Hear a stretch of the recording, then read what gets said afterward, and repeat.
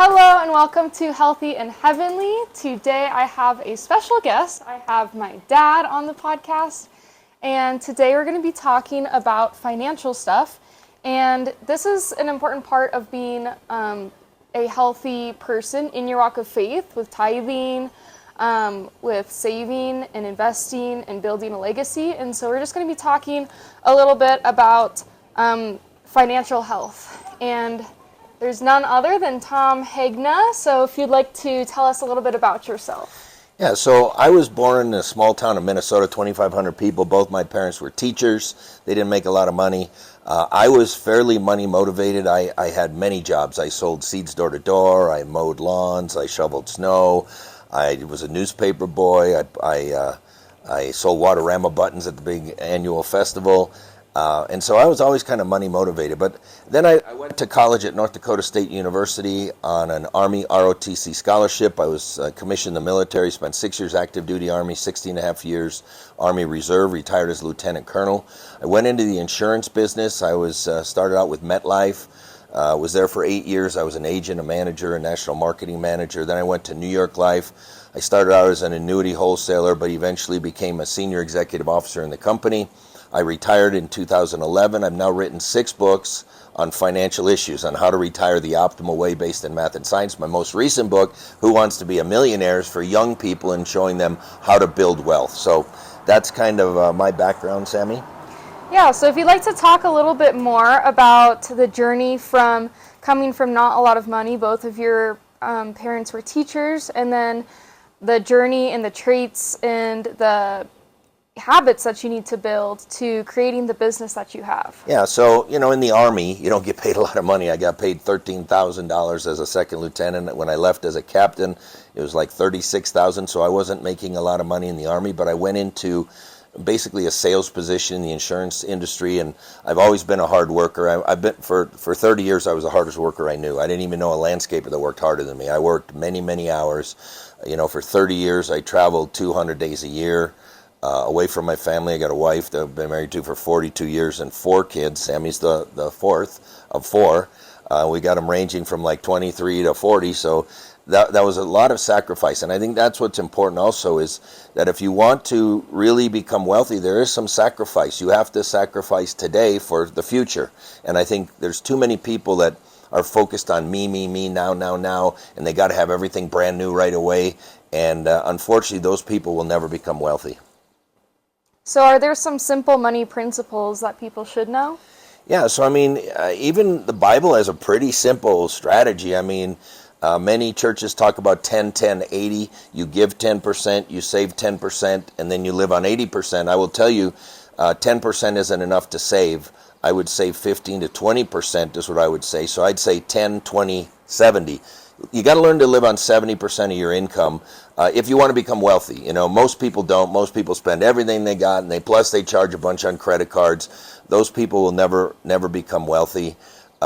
And it's not hard. I'm on record saying I believe almost every single American could become a millionaire except for 2 simple things. Number 1, they spend way too much money on their cars, and number 2, they get a divorce. So the moral of the story is drive a used car and stick with your first spouse. Now, I say that a little tongue-in-cheek, but I've got a new slide that I use in my presentations that's called Turn Your Car Payment into $1 Million. And I show a $250 car payment, a $500 car payment, and a $1,000 car payment. And if people, instead of making their car payment, if they invested that money at 7%, every one of those car payments would be over $1 million in their retirement. And the $1,000 a month car payment would be worth $5.4 million. And Sammy, I know couples out there where both the husband and the wife have $1,000 a month car payments. Do you really think they're thinking that they're driving their $10.8 million retirement down the road? I just think people are doing crazy things with their money. And my best advice on building wealth is you want to put your money into appreciating assets. Think about where most people put their money. Cars, boats, RVs, jet skis, dresses, shoes, handbags, phones, computers. Those are all depreciating assets. They go down in value every day. You will never build wealth if the majority of your money is going into depreciating assets. Worse than that, Sammy, they're putting stuff on credit cards. They're making car payments. They're paying interest. So they're paying interest on things that are going down. That is a recipe for financial failure. You want to put the majority of your assets into appreciating assets. So what are some examples of appreciating assets? Stocks, real estate, maybe some crypto, life insurance, annuities, mutual funds. Those are all examples of things that tend to go up over time. And how do you suggest for younger people to get into that or to get more information for that? Well, the one thing young people don't realize is they have time. You've got time on your side. You might not have a lot of money, but you got time. I got money, but I don't have as much time left. So really, what's the most valuable commodity? It's time. And so the key is start early. If it's $25 a month, start with $25 a month and be disciplined and don't dip into it. Save it, invest it. And then as you start seeing this stuff growing, you're going to want to put more in. You're going to start seeing, oh, wow, this is doing really well. If I put in more, I'm going to have more. But, one of the other things is I found that young people get impatient with their investing. I worked with a lot of 30 and 40-year-olds, and what happens is they just don't feel like they're getting rich, and so they say, screw it, I'm going to buy the RV, I'm going to buy the boat, I'm going to buy the new car, and they waste money because they're impatient. And so what I would do is use the rule of 72, and the rule of 72 measures how fast money doubles. You take whatever your rate of return is, divide it into 72, and that tells you how many years it takes for you to double your money. So if you get 12% on your money doubles every 6 years. If you only get 1%, it takes 72 years to double your money. Well, I would use 7.2%. Why? It's a very conservative rate, and your money doubles every decade. So let's say I'm sitting down with a 30-year-old couple. They're frustrated, they're not rich, but they managed to save $150,000 between the two of them in their 401ks. And I say, no, you are rich. Let me show you. You have $150,000 in your 30s. That'll be $300,000 in your 40s, $600,000 in your 50s, $1.2 million in your 60s, $2.4 million in your 70s, $4.8 million in your 80s, $9.6 million in your 90s. And that's just that money. You're going to be saving and investing other. You should have many millions. You're not going to have them in your 30s and 40s. I didn't. Nobody that I know does. Maybe Elon Musk did. But other than that, you don't get rich in your 30s and 40s. You get wealthier in your 60s, 70s, and 80s. That's when you really get wealthy. And so I think people need to have patience and understand that time is your biggest asset when it comes to building wealth. Right. So starting young is a key point, and I think most of my audience is young. And also just like some basic appreciating assets that you can put your money into, from what I know of, is like a Roth IRA, or like a T-bill is going to be on the safer side. Stocks can have some risk to them, but you can have safer stocks and riskier stocks. But all of those are going to be good ways to start with investing your money at a young age. Yeah, and I think it's also important to work with a financial professional. People think that advisors are very expensive. There are many, many financial professionals that do not charge a fee, and they will help you. Your local insurance agent could help you get started in saving and investing. Ask other successful people, hey, who runs your money? How do you handle your wealth? And you'll get some good ideas on how to handle wealth.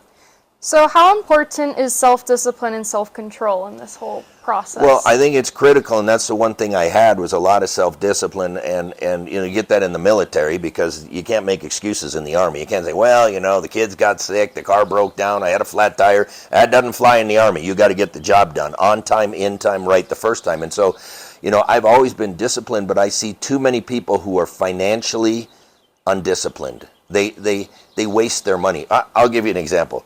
We just took our two grandchildren, Declan and Kylie, out for ice cream. They wanted to go to Froyo. It's a frozen yogurt place.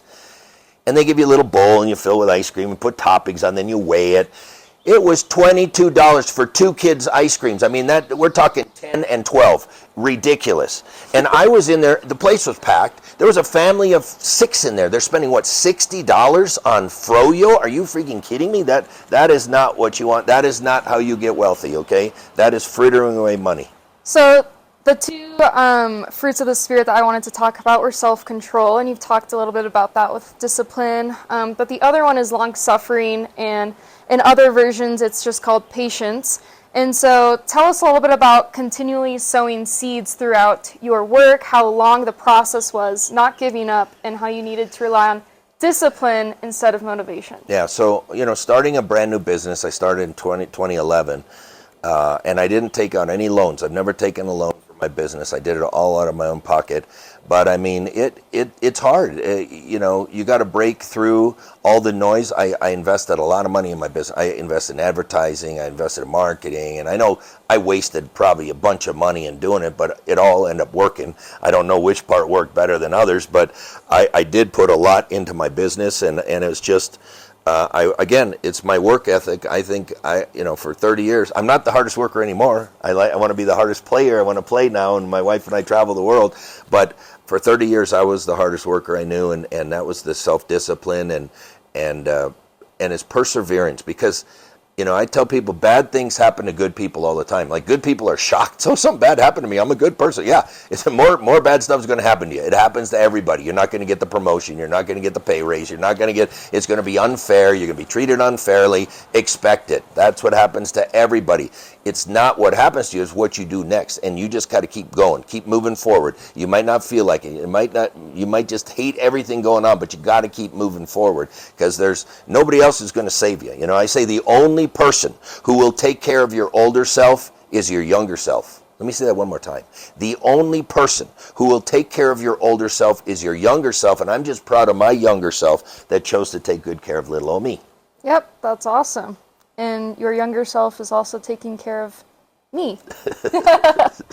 Okay, so let's talk about tithing. So you are now a super tither. Can you tell us a little bit about that? Okay, so we've always given to the church. I can't say we've always tithed. I wish I could say that. But, when we were in our 20s and we had 2 kids and we're living in Germany on a $13,000 paycheck and I had a $250 a month car payment, which was the stupidest thing I ever did. I'm not saying we tithe every moment of our married life, but most of our married lives we tithe. And then about, 5-6 years ago, one of the churches we were going to was expanding, and they challenged the people who could to super tithe. That means give 20%. And so we super tithe for a year or two, and then we went back to tithing. And then maybe about 3 years ago, I was sitting out on our balcony at Mesa. Our house overlooks the 9th green, the 18th green. There's water. It's just beautiful. And I was just thanking God for all the blessings He's given me.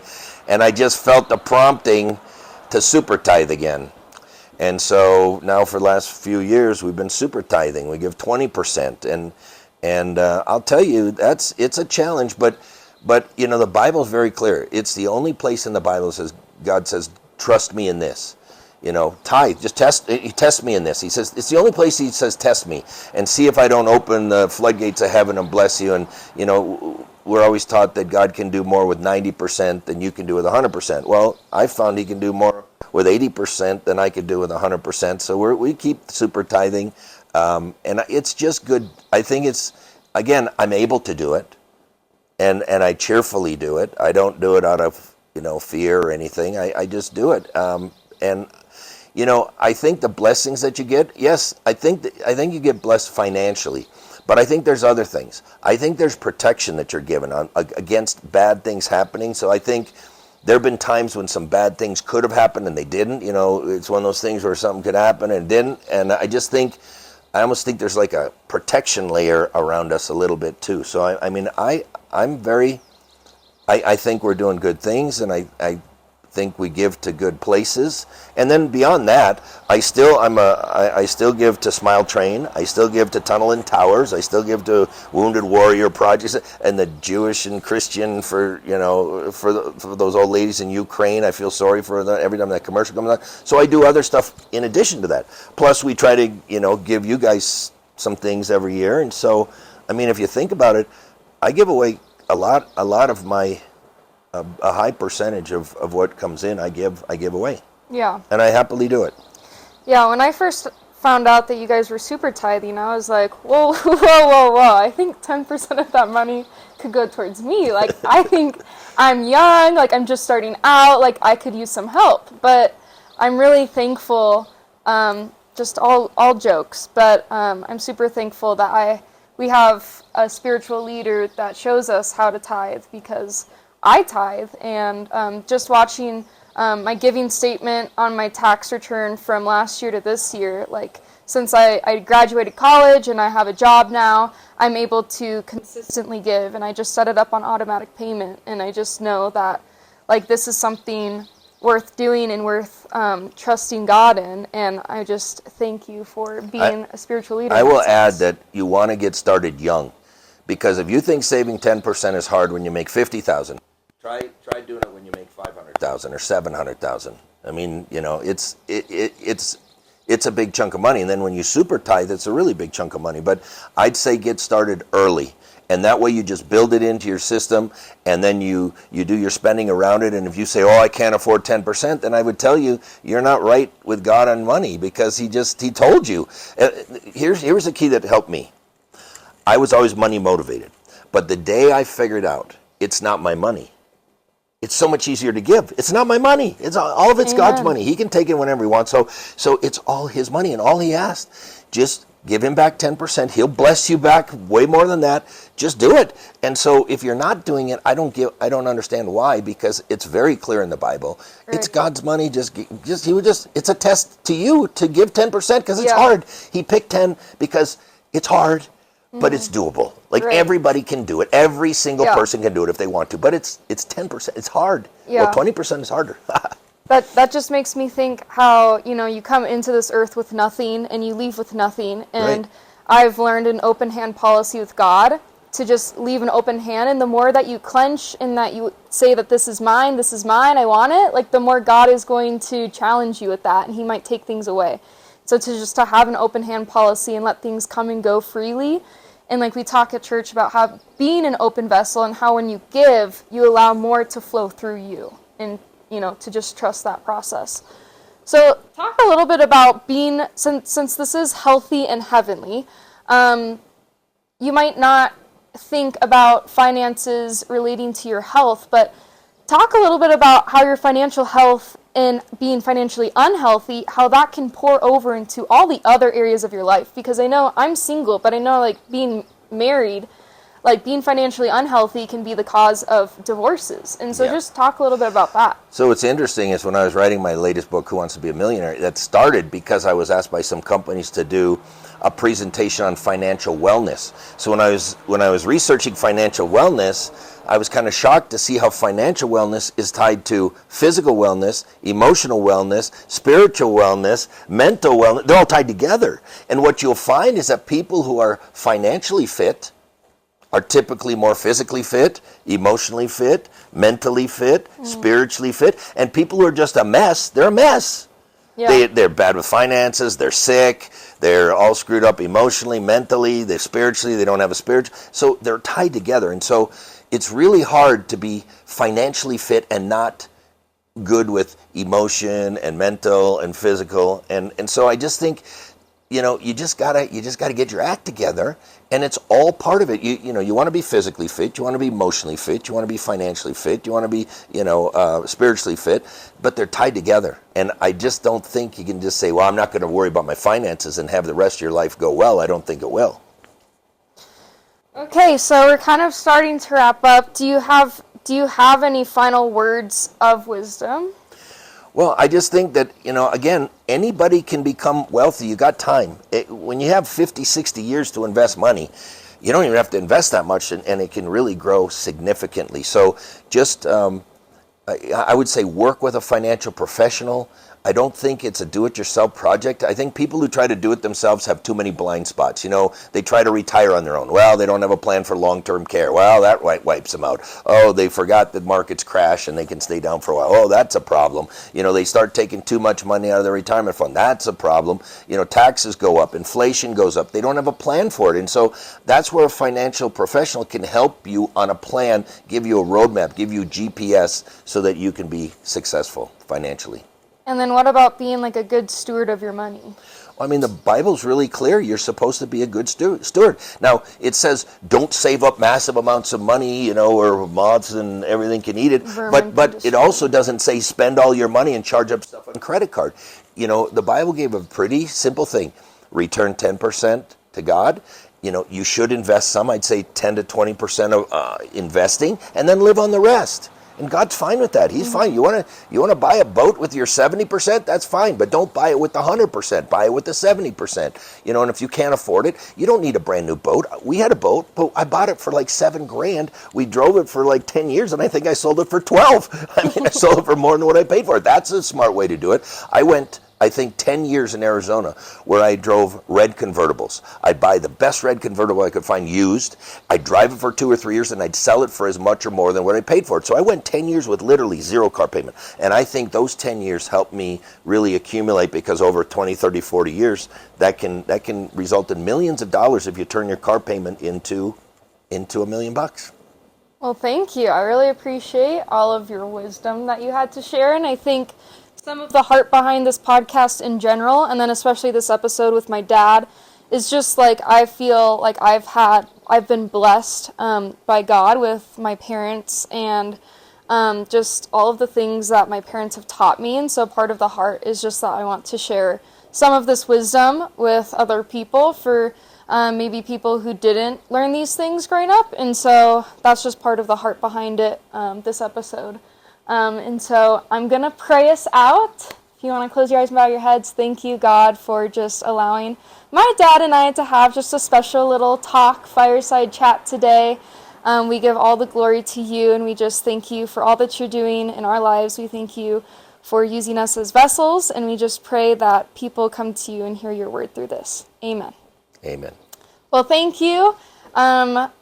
This is my episode with my dad, Mr. Tom Hegna. You can check him out if you want. Do you have any final things No, to say? thank you for having me, Sammy. You're a special, special daughter. Oh, thank you. Okay, well, we'll see you next time. Bye.